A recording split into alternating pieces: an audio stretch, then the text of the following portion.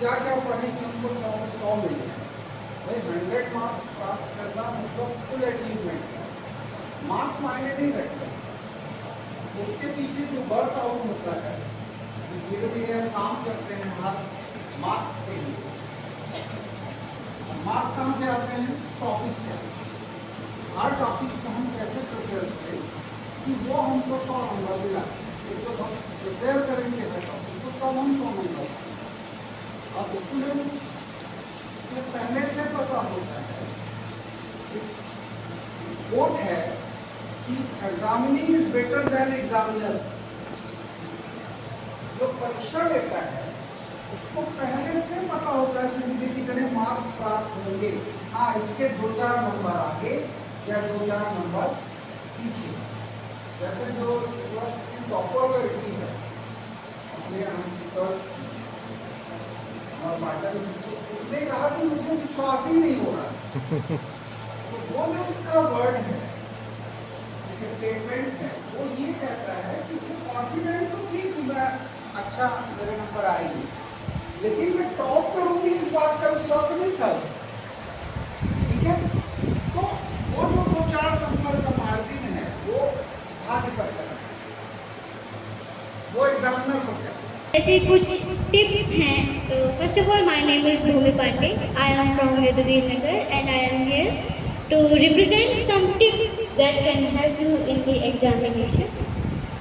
So कुछ tips ऐसे हैं, जैसे पहली होती है एग्ज़ाम को सही से लिखना। मतलब जैसे आप कुछ आंसर लिख रहे हैं तो जैसे कुछ डिफाइन करना है, उसकी परिभाषा लिखनी है, तो आप ऐसे हेडलाइन में लिख दीजिए परिभाषा, फिर उसकी चीज़ को आप लिखिए मतलब सुंदर अक्षरों से, ताकि जो पेपर चेक करे उसको मतलब ऐसा लगे कि हाँ ये मतलब सही स्केल में लिखा है, सही वर्ड्स में लिखा है।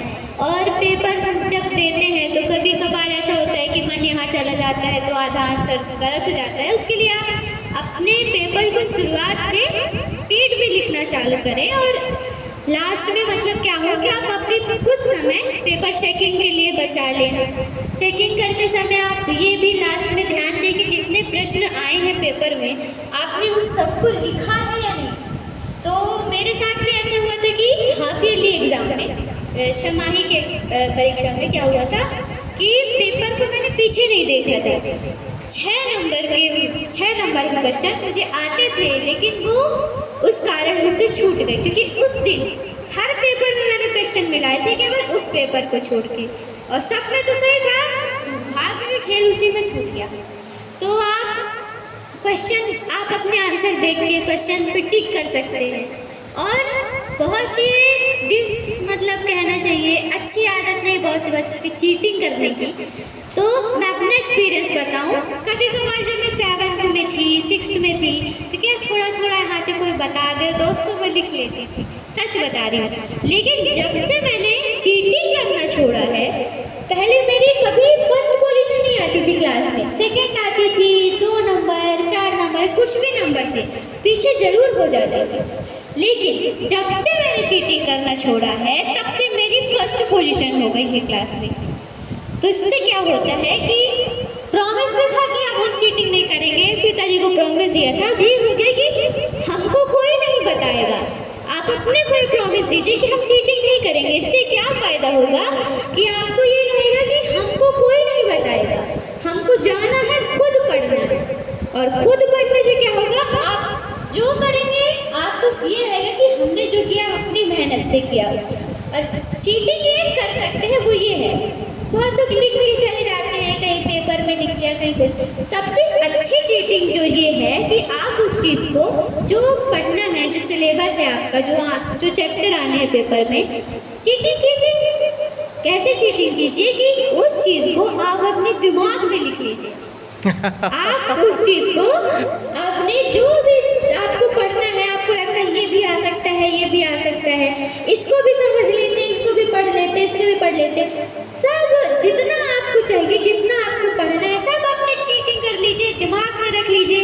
ना तो कोई टीचर पकड़ पाएगा, ना कोई एग्जामिनर आपके नंबर काट पाएगा, और आपके फुल के फुल नंबर आएंगे।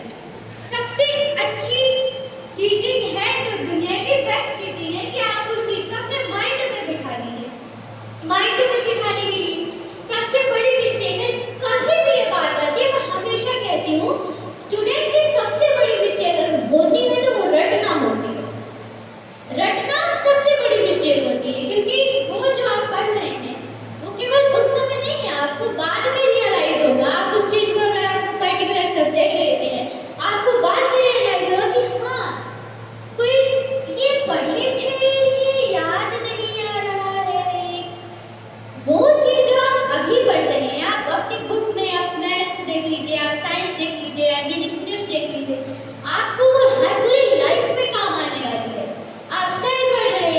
खुशी का पढ़ रहे हैं, आप हृदय पढ़ रहे हैं, वो आपकी लाइफ के बारे में।